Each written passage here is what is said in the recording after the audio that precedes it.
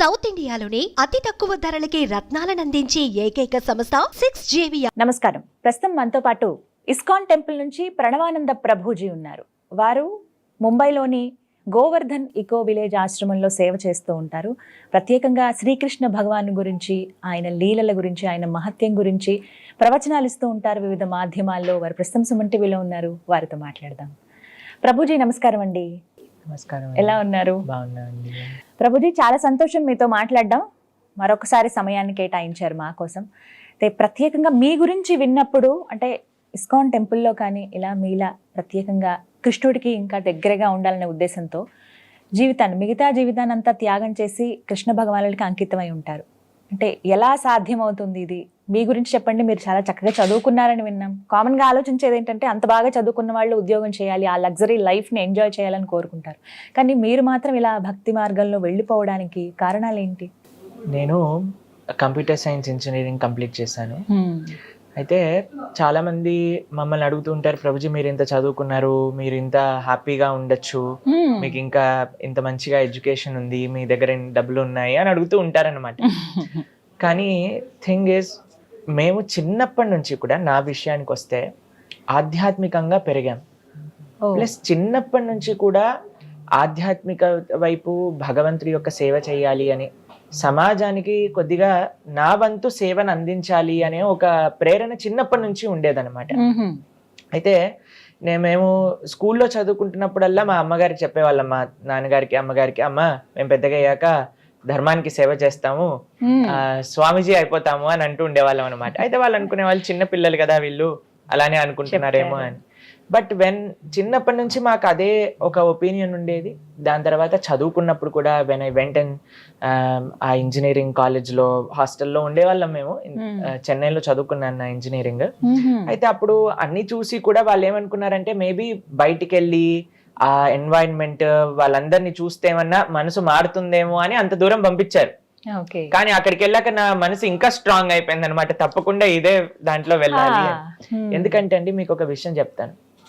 నేను కాలేజ్కి వెళ్ళినప్పుడు అక్కడ ఫస్ట్ ఇయర్లో మేము ఉన్నప్పుడు అండి, మా హాస్టల్లో ఉండే వాళ్ళకి చాలా తక్కువ మందికి మాత్రమే చెడు అలవాట్లు అనేవి ఉండేవన్నమాట. ఇప్పుడు చూడండి, మేము ఇంజనీరింగ్కి వెళ్ళింది 18-19 ఇయర్స్లో. ఆ టైంలో మన కర్తవ్యం ఏంటి? చదువుకోవాలి, తల్లిదండ్రులకు మంచి పేరు తీసుకొని రావాలి, మన జీవితంలో ముందుకెళ్ళడానికి ఏదైతే కావాలో దాన్ని నేర్చుకోవాలి అంతే. కానీ అక్కడ ఉండే డిస్ట్రాక్షన్స్ చూసి అక్కడ ఉండే వాళ్ళందరికీ వాళ్ళు సంతోషంగా ఉన్నారా అంటే అటు సంతోషంగా లేరు, ఇటు మంచి పనులు కూడా చేయట్లేదు.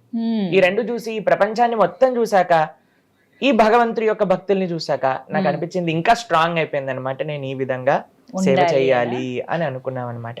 కానీ మీకు ఒక విషయం ఏంటి అని అంటే, చాలా మంది అడుగుతారు, ప్రజు మీరు ఇస్కాన్ వాళ్ళ వల్ల ఇలా సాధు అయిపోయారా అని అంటే, కాదండి, మాకు చిన్నప్పటి నుంచి ఆ ఒపీనియన్ ఉండేది, ఆ స్ట్రాంగ్ డిటర్మినేషన్ ఉండేది. మీకు ఒక చిన్న విషయం చెప్తాను. ఒక సైనికుడు ఉన్నాడు, దేశాన్ని సంరక్షించాలి అని అనుకుంటున్నారు. ఆయన నేను ఇంట్లో ఉండి సంరక్షిస్తా అంటే అవుతుందా అండి? కుదరని పని. కాబట్టి ఒక దానికోసం మనం ఫుల్ గా డెడికేట్ అవ్వాలి అని అంటే ఏదో ఒక విధంగా కొద్దిగా మన వంతు త్యాగం అనేది మనం చేయాలి. ఇప్పుడు ఇందాక మీరు చెప్పారు, మీరు స్టూడియో రావాలి అని అంటే పిల్లవాడిని ఒకరి దగ్గర ఒప్పేసి రావాలి. కానీ మన మనసు ఎక్కడ ఉంది? పిల్లవాడిని చూసుకోవాలి అని ఉంది. కానీ ఆ మాత్యం త్యాగం చేయాలి కదా మన యొక్క ధర్మాన్ని అనుసరించడానికి. కాబట్టి మాకు చిన్నప్పటి నుంచి మా యొక్క సంకల్పం ఏంటి అని అంటే, నేను ఎలాగైనా సరే భగవంతుడి యొక్క సేవ, భగవంతుడి యొక్క సేవగా సమాజానికి సేవ, దేశానికి సేవ చెయ్యాలి, నా మొత్తం సమయం ఆ భగవంతుడి యొక్క సేవలో వినియోగించాలి అని అనుకుంటే వాళ్ళం అనమాట. ఇప్పుడు చూడండి, మేము ప్రొద్దున పూట 3:30 గంటలకి లేచినప్పటి నుంచి రాత్రి పడుకునే 9:30 వరకు ఎవ్రీ మూమెంట్ మేము సేవ చేసుకోగలుగుతున్నాం. అధ్యయన సేవ, దీంతో మా జీవితం అంతా సక్రమంగా గడుస్తుంది. ఇంకో ప్రశ్న చాలా మంది అడిగేది ఏంటంటే, మళ్ళీ తల్లిదండ్రులను ఎందుకు రోజు మీరు బాధ పెడుతున్నారు అని అంటారు. కానీ మా అమ్మగారు నాన్నగారు ఇద్దరు కూడా చిన్నప్పటి నుంచి నన్ను చూశారు కదండి, కాబట్టి వాళ్ళ పూర్తి ఆశీర్వచనం మాకు ఉండింది. ఇంజనీరింగ్ కంప్లీట్ చేశాక కొన్ని నెలలు నేను వర్క్ చేశాను. తర్వాత చెప్పాను అనమాట, అమ్మ మీరు చేయమంటే నేను పని చేస్తాను, కానీ నాకు మీకు తెలిసి చిన్నప్పటి నుంచి నాకు ఈ యొక్క మార్గంలో వెళ్ళాలి అని ఉంది, మరి మీరేమంటారు అంటే, మా నాన్నగారు అమ్మగారు ఇద్దరు కూడా ఒకటే విషయం చెప్పారు, నువ్వు ఎక్కడ హ్యాపీగా ఉంటే అక్కడ మేము కూడా హ్యాపీ.